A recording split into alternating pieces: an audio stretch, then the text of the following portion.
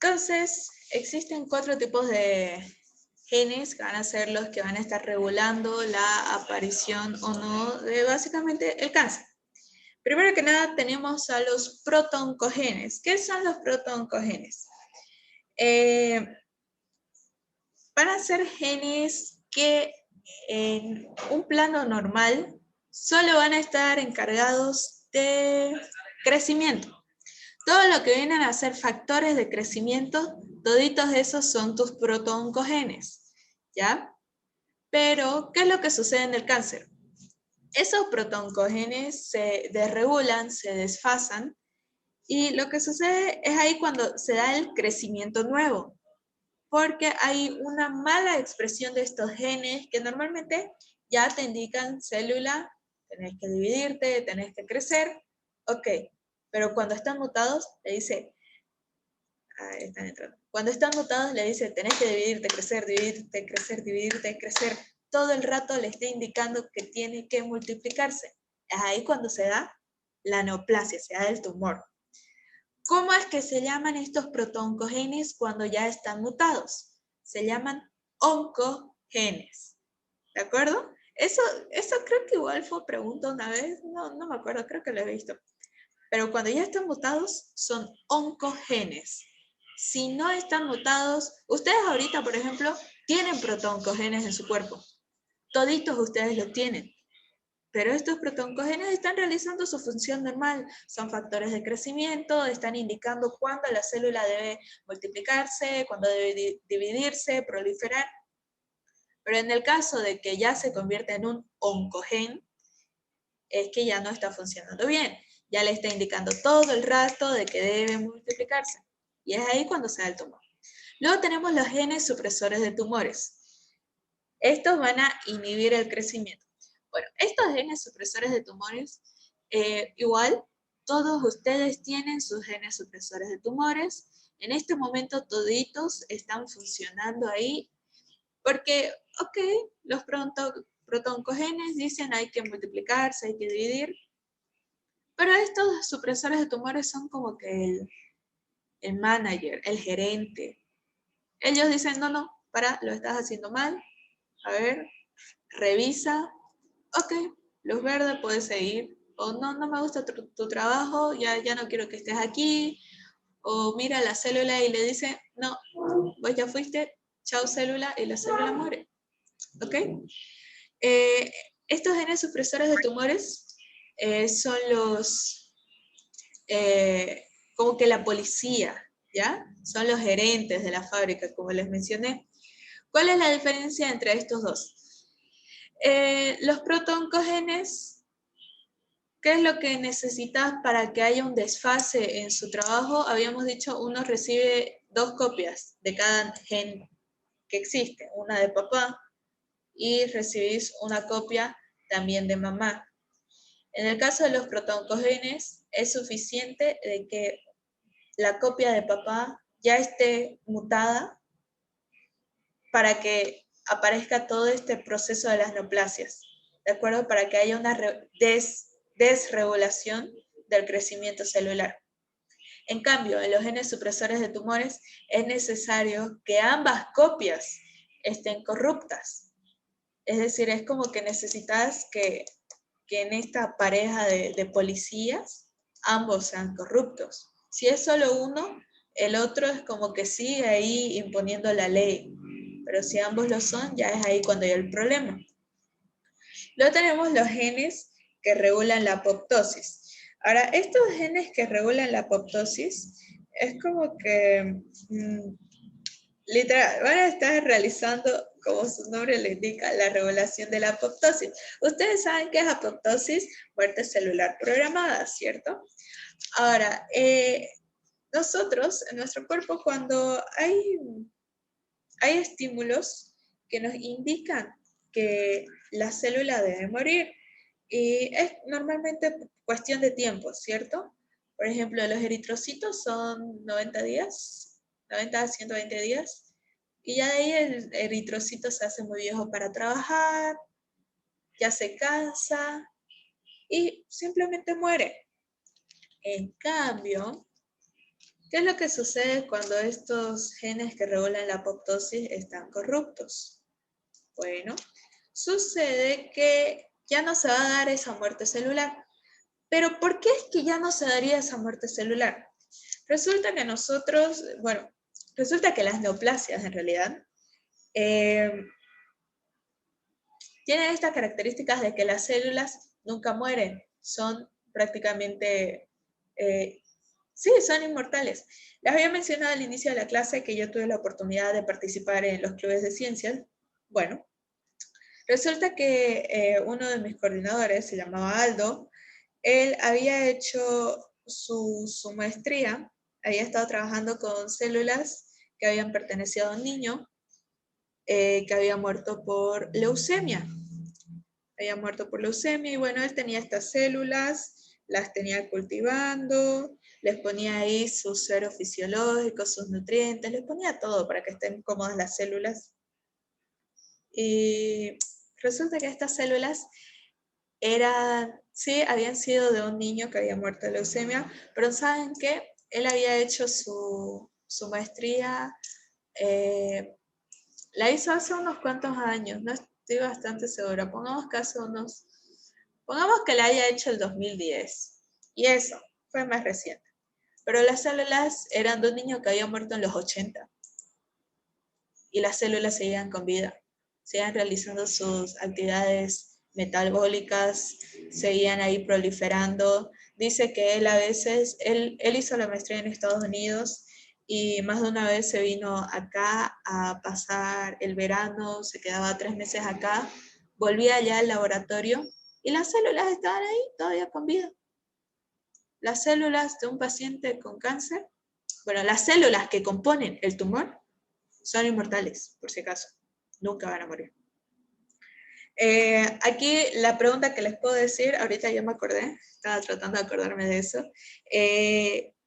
los genes que regulan la apoptosis, bueno, más que todo proteínas, proteína proapoptosis es la BCL2, tenemos también la BAX y BAK, esas son proapoptósicas. BCL2, BAX y BAK. Eso seguramente lo vieron en lesión celular, si no me equivoco. Y bueno, por último tenemos los genes que regulan la reparación de ADN. La reparación de ADN defectuoso predispone a mutaciones genómicas, fenotipo mutador. Bueno, ¿qué es lo que sucede? Si es que la célula entra en mitosis, y la mitosis es un ciclo de eventos, ¿no?, que deben suceder.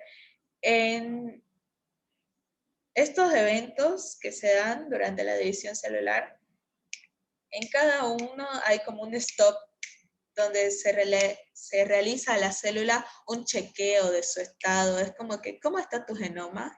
Y si ven que hay un gen mutado, lo primero que pasa es que tratan de corregir esta mutación. Ahora, si es que no se corrige, lo que sigue es que, bueno, estás mutada, no nos servís, no vas a realizar bien tu trabajo, entonces apoptosis. Ahora, hay casos donde estas mutaciones se le escapan a los que están realizando el chequeo. Y si es que se te escapa una mutación, esto es lo que te predispone al cáncer, ¿de acuerdo? Patología molecular del cáncer. Ya, esto es un poquito más sencillo. Ya el doctor no pregunta mucho de acá, pero era importante mencionarlo. ¿Qué es lo que sucede? Tienen que saber que un daño genético no letal es lo que va a iniciar todo el proceso de la carcinogenia. Sin embargo, este daño como tal, que va a predisponer ya que la célula mute de alguna u otra forma, no es suficiente para que se forme un tumor. No, para nada. Sino que se requiere de muchas mutaciones diferentes y no de una sola célula, sino que también de muchas células. Veamos un poquito, aquí tenemos primero nuestro primer stop es la mutación iniciadora, que va a ser la primera mutación que va a conducir a una célula desde la normalidad hacia la malignidad. Y esta mutación iniciadora la vamos a encontrar en todas las células que vayan a conformar el tumor ya final. Va a estar presente en todas las células. De alguna manera u otra va a estar presente en todas las células. Así que aquí tenemos nuestra célula normal y se da una mutación inducida por carcinógenos. Estos carcinógenos, habíamos dicho, hay distintos tipos de factores, tenemos distintos tipos de sustancias químicas, ambientales, etcétera, etcétera. Bueno, muta la célula. Y nos da, aquí dice, precursor iniciado con propiedades afines a las de las células madres. Ok, habíamos visto que las células cancerígenas tienen esta capacidad de poder diferenciarse bastante, de poder agarrar características de distintos tipos de células. Esto es gracias también a las mutaciones que agarran las células neoplásicas. Porque ustedes tienen que saber que nosotros en todas las células del cuerpo tenemos la misma cadena de ADN, de nucleótidos, ¿ya? En todas las células nosotros tenemos la misma información genética. ¿Qué es lo que cambia? Que cada célula, o sea, ya diferenciadas, va a expresar estos genes de maneras diferentes. Por ejemplo, nuestras células hepáticas, nuestros hepatocitos, ¿qué le corresponde a un hepatocito? Estar produciendo neurotransmisores, siendo que esto es del área de las células del sistema nervioso, ¿cierto? De las neuronas. Sin embargo, tanto neuronas como hepatocitos tienen el mismo ADN, pero cada una expresa de manera diferente. Lo que sucede en las neoplasias malignas, en el cáncer, es que estas células de a poco se olvidan cómo es que van a estar funcionando, cómo van a estar trabajando. Así que comienzan a expresar funciones que le correspondería a otro grupo de células.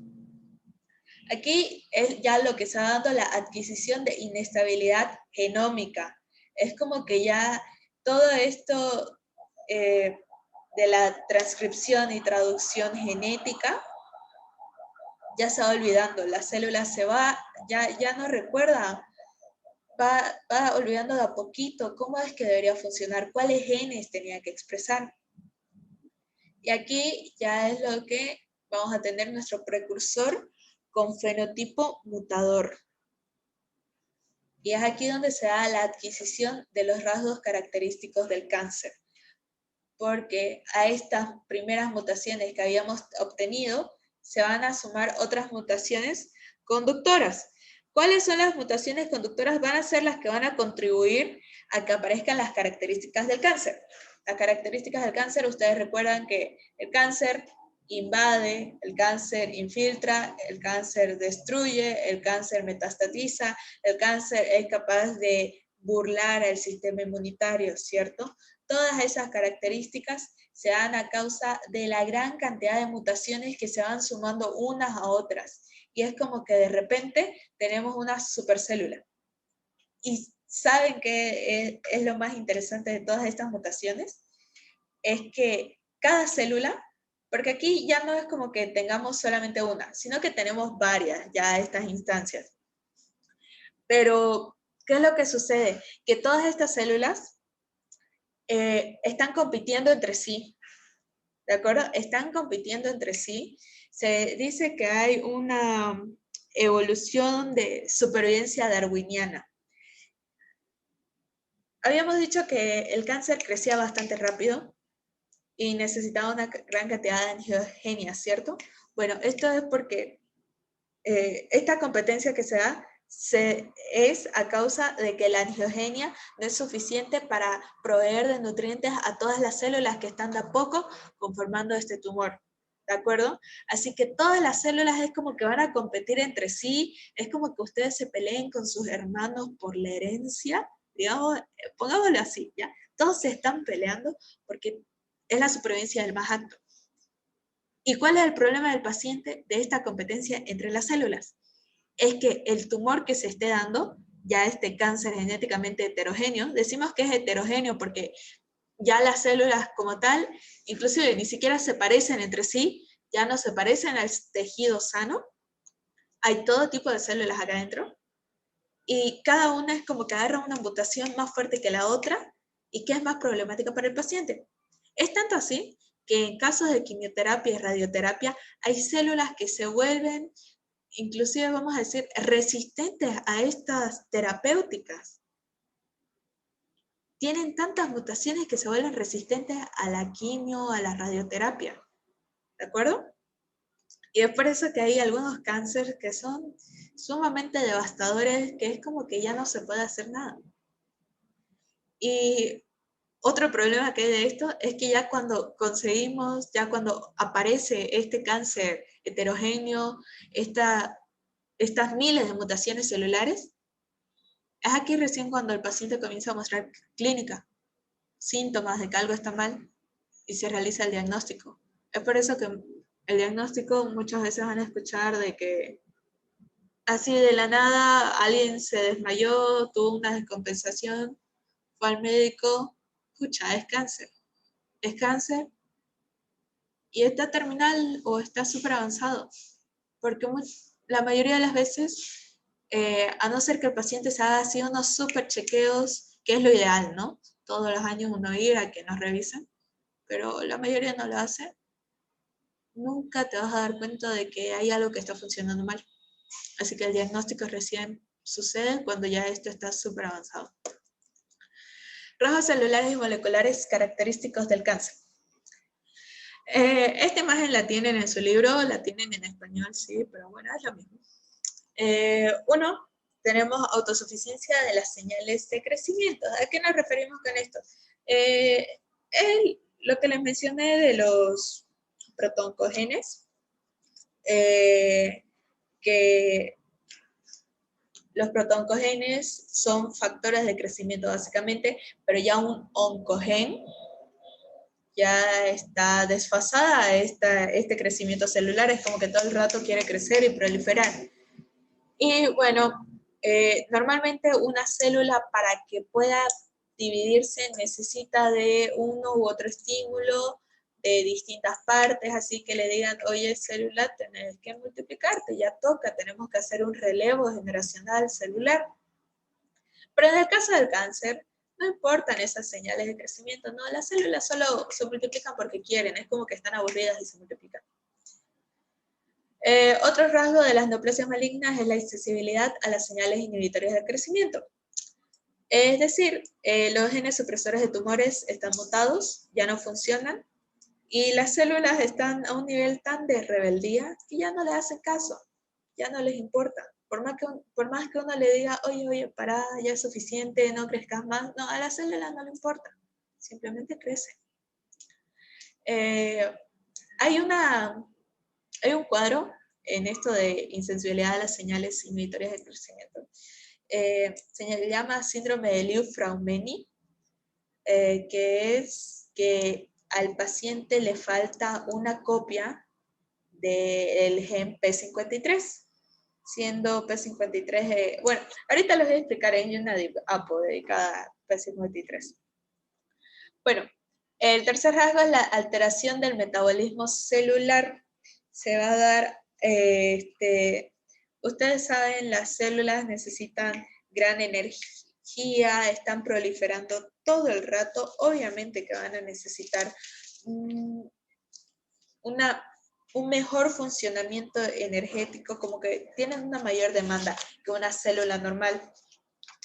Y a pesar de tener una gran disponibilidad de oxígeno, las células malignas, sobre todo las de rápido proliferación, van a cambiar su metabolismo y van a irse por una ruta para fermentar la glucosa a lactosa a través de la glucólisis. Y esto en vez de metabolizarla por la fosforilación oxidativa, como han visto en bioquímica. Y bueno, es a través de esta vía que van a tener una mayor producción de ATP.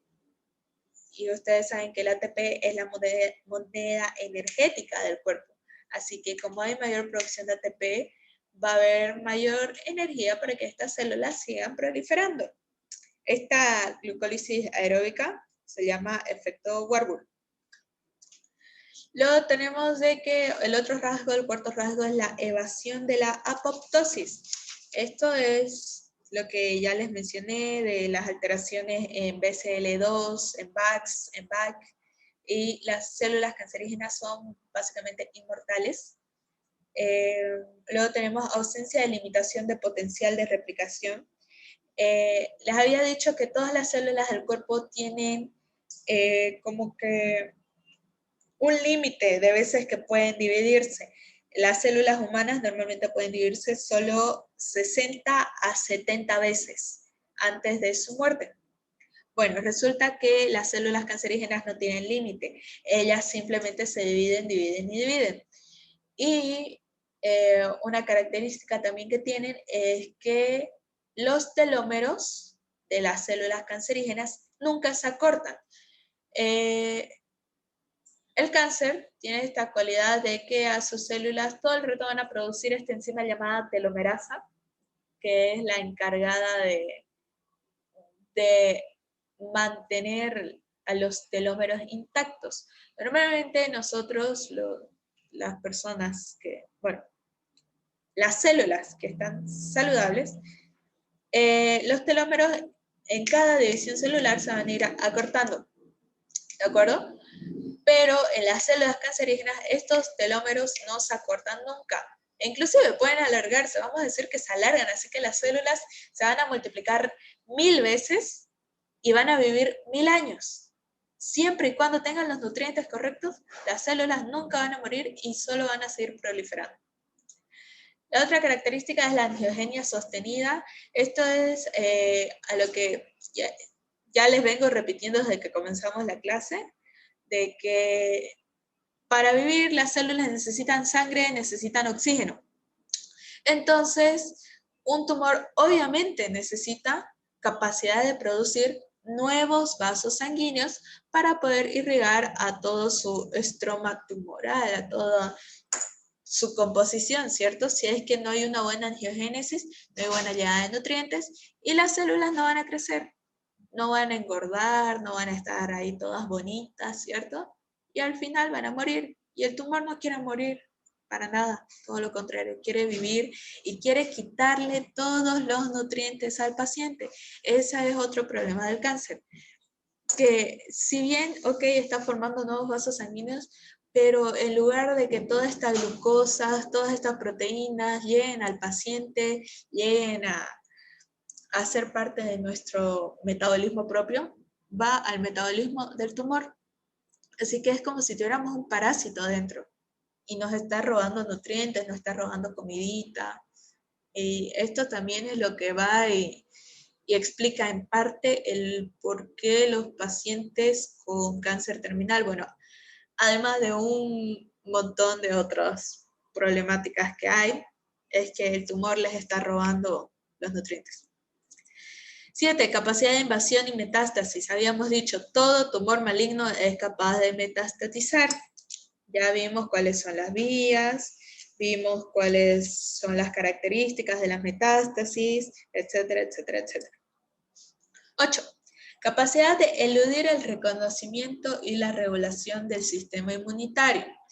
Esto es debido a que uno, o puede que las células estén tan bien diferenciadas que el sistema inmunitario no se dé cuenta de que están ahí, o dos, de que tengan mutaciones que las hagan resistentes al sistema inmunitario o que las hagan invisibles. Es como que son capaces de burlar al sistema inmunitario. Ya. Ahora, quiero hablarle de los dos puntos principales, que uno es autosuficiencia de las señales de crecimiento y dos es insensibilidad a las señales inhibitorias del crecimiento. Solo quedan esos dos puntos y termina la clase. Autosuficiencia de las señales del crecimiento, esto es lo que habíamos hablado de los protoncogenes que pasan a ser oncogenes. ¿Cuáles son los mecanismos por los que puede suceder esta situación? Bueno, primero aquí está una imagen bien bonita, tenemos, dice, nuestro protooncogen apagado, está todo normal, es decir, aquí tenemos nuestra porción del protooncogen.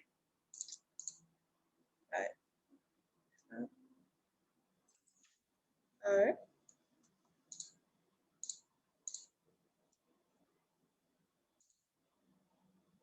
Ahí ya. Ya, aquí tenemos nuestra porción del protoncogen. Se ven las diapos, ¿no? Es que se cerró un ratito.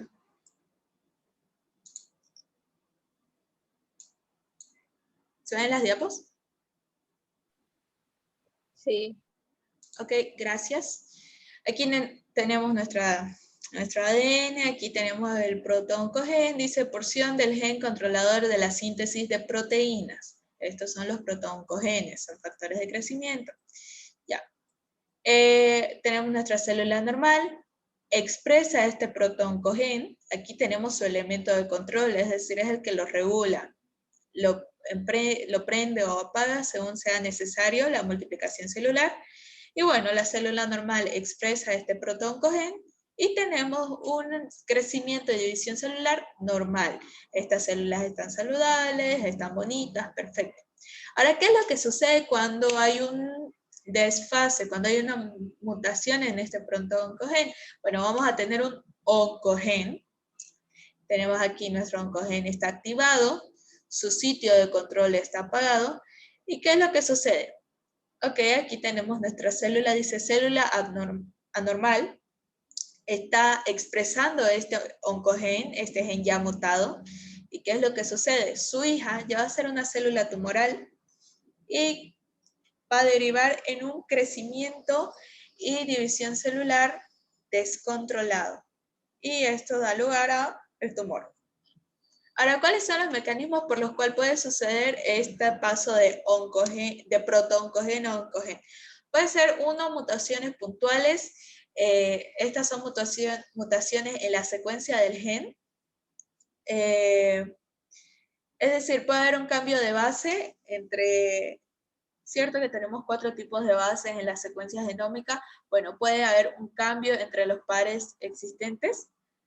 Luego tenemos, según translocación, se da cuando una parte del cromosoma se liga a otro, el resultado es un híbrido de cromosoma detectable en el cariotipo. Es decir, hay nosotros tenemos 23 pares de cromosomas, ¿cierto? ¿Y qué es lo que sucede? Hay partes de que un cromosoma va a agarrar y una partecita de este va a ir a otro par, ¿de acuerdo? Y como cada uno es como que está encargado de funciones diferentes, distintas señales, distintas expresiones, va a haber un desfase en las funciones que está expresando este cromosoma y es ahí donde, pues, dice resultado híbrido del cromosoma detectable en el cariotipo. El cariotipo es la manera en la que se van a estar expresando estas secuencias, ¿de acuerdo? La otro mecanismo es la amplificación. Aquí nos dice, las células eucariotas tienen 2 copias de cada gen. Esto ya les dije, tenemos uno de papá y tenemos uno de mamá. A veces una de las copias puede multiplicarse miles de veces, aumentando su tasa de expresión, dando lugar a la amplificación del gen. Es decir, nosotros tenemos, como dije, uno de cada uno de nuestros padres, pero a veces una de estas copias viene mutada y pongamos, ya es un protoncogen, se multiplica una y otra vez este gen y se va expresando miles de veces. Así que las señales de crecimiento también están desfasadas y al final termina convirtiéndose en lo que viene a ser un oncogen y este crecimiento anormal de las células. Y por último, a través de la mutagénesis por inserción, es producida por la inserción del ADN del virus en el genoma del huésped, es decir, que un virus vaya y esté cambiando lo que viene a ser este ciclo celular. Este cuadro lo tienen en su libro. ¿Qué es lo que he visto que el doctor ha preguntado alguna vez? Este gen ERBB1 en adenocarcinoma de pulmón, ERBB2 o HER en carcinoma de mama.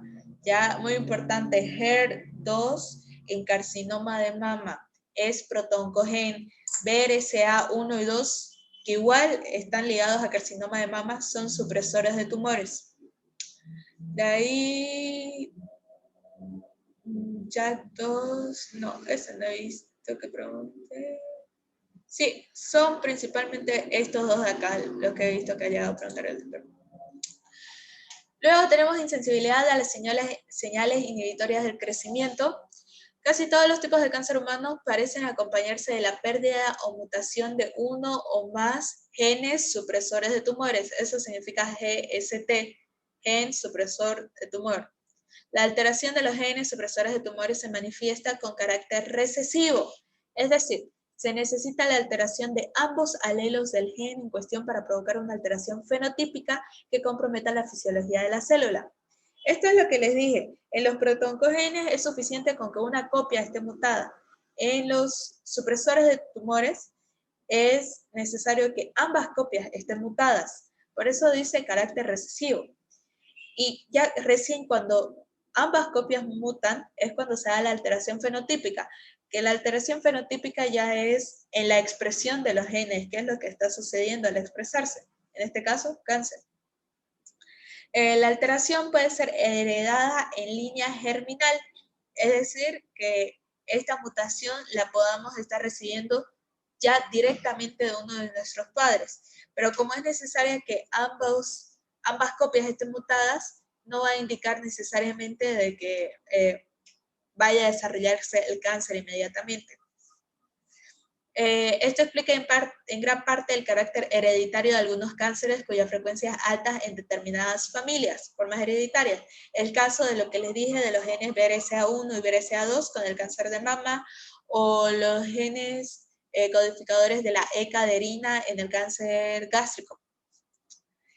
Y bueno, este tipo de cáncer se presentan raras veces en la población general, las formas esporádicas. ¿Por qué decimos que se presentan raramente?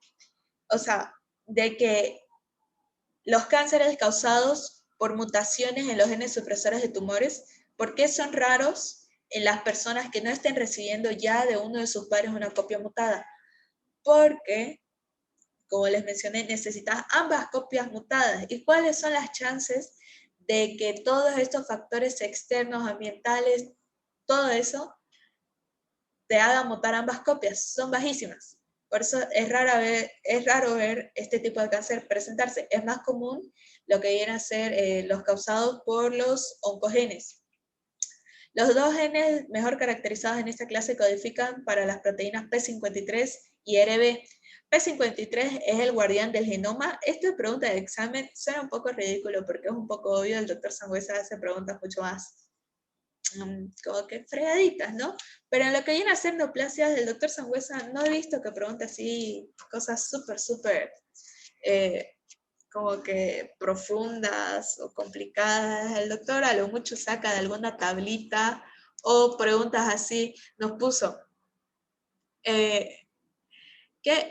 ¿por qué es caracterizado el gen P53, creo? Y nos daba, es el guardián del ciclo celular, es el guardián de la apoptosis, es un protooncogen, ninguna. Algo así era la pregunta. La respuesta era ninguna, pero algunos le pelaron porque lo confundieron con el guardián del ciclo celular, pero no.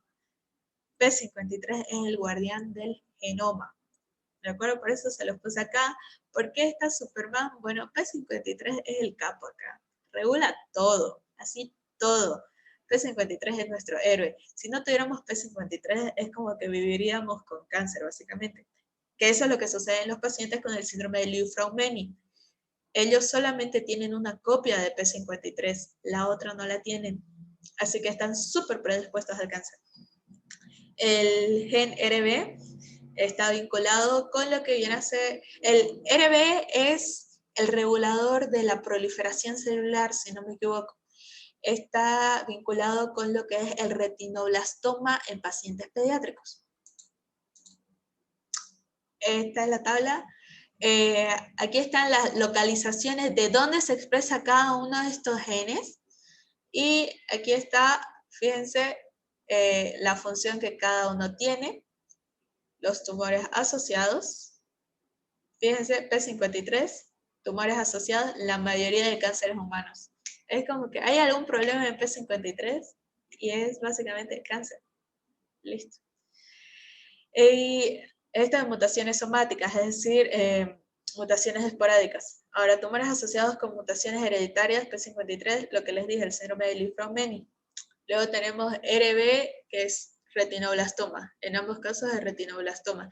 Ahora, muy importante, esto fue igual pregunta, si no me equivoco. RB1 relacionado con retinoblastoma, osteosarcoma, carcinomas de mama, colon y pulmón. Esta fue la pregunta de examen. Decía, ¿con cuáles de los siguientes está relacionado el gen RB? Y nos daba retinoblastoma, osteosarcoma, carcinoma de pulmón, de colon, todos. Y bueno, la respuesta era todos. Algo así era la pregunta. Y bueno, eso es todo. A ver, BRCA1, 2, cáncer de mama, eso siempre recuerden. HER2, HER2, BRCA1 y BRCA2, cáncer de mama. Eso sí o sí deben acordarse. Ecaderina para cáncer gástrico. Sí, es eso chicos, no hay más. ¿Tienen alguna pregunta?